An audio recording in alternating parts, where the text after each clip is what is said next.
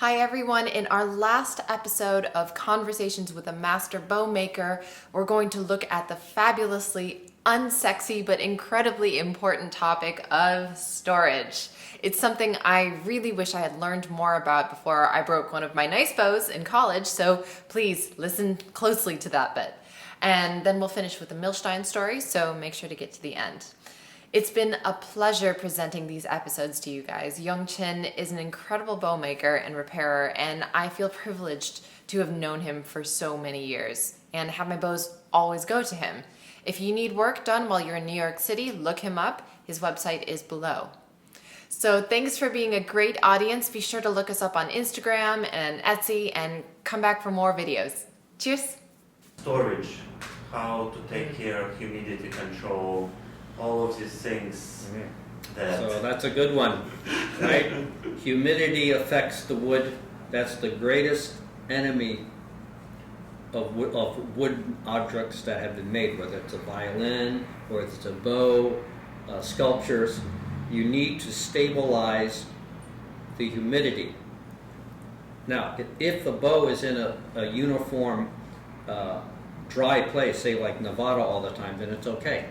You don't have any fluctuation.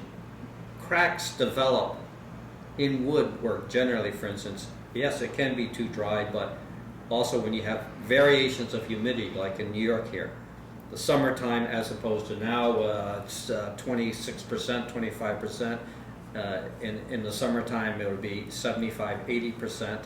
Okay, so you need to stabilize that. But basically, what I can say is this: you keep your bow out of the heat, number one, out of the sunlight, and if you have a dehumidifier in the summertime, it can help. Obviously, if you have a humidifier in the wintertime, especially in the New York apartments, it helps. But you need to basically take care of it. And what happens is these sticks, okay, once you make them, they move by themselves still. A bow that's 200 years old will still move. Okay? So what happens when I say move? It might go left, it might go right, the camber might come out a little bit, and just the littlest amount has a huge impact on how the bow plays. So a lot of my time is spent every day, especially with the older bows, is to try to fix the camber or put it back where I feel it's needed, or fix the aspect of left and right. But it can make a huge difference in the sound. There is the myth of the orange peels in the case. Is that a myth, or have you heard that one? No. I picked this up from woodwind players do it a lot. Clarinetists and bassoonists, they keep orange peels, grapefruit peels in their case just to give a little extra humidity. Why not? Why not? Yeah. Might smell good. What humidity levels do you recommend? Well, ideally, if you're somewhere around 50 to 60%, if you could, but it's very difficult To maintain that. to maintain it. The basic thing is basically to have a stable humidity. If it goes up and down, it's a problem. And like this period of time right now, when it gets super dry still, unfortunately things happen. You have the head snaps off, and it's just, again, it's a function of the humidity and the fluctuation of the humidity, or being too dry. You just have to be careful.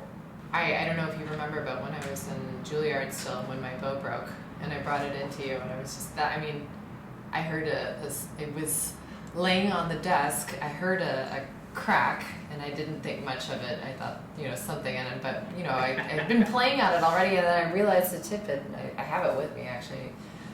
And, I mean, you taped it up for me, but the sound is never the same after that, right? Could be. Could be. But generally, when the head breaks off, it's still quite usable. Okay, yeah. It should be usable.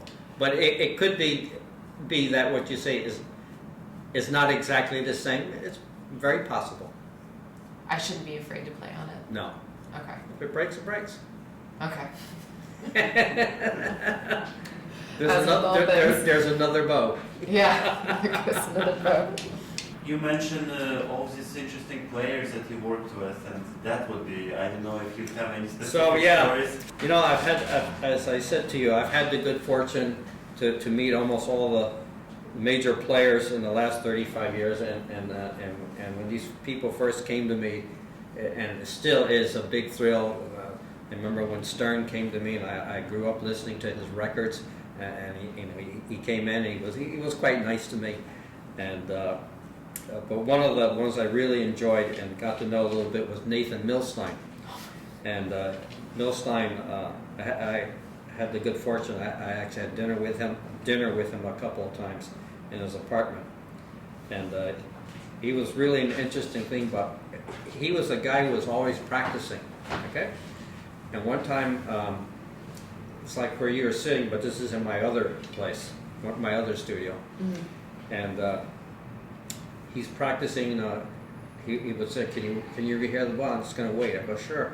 And then he's doing scales and arpeggios, and then he's doing the corn go, right? I go, "Wow."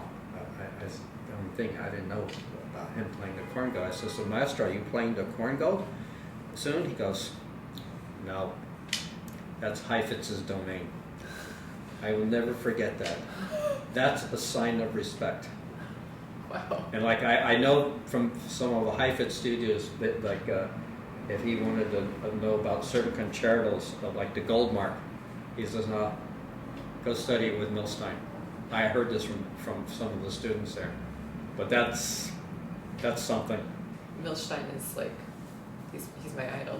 He's You my know, guy. for me, he's like a great bottle of wine. Especially the older you get, you appreciate how great he was. Yeah. It's incredible. He was a wonderful, wonderful player. So thank you for tuning in. This was a fantastic chat that we had with Young Chin. If you enjoyed this video, be sure to subscribe, give us a like, and shoot us comments. We'll be happy to answer them. Till next time, cheers.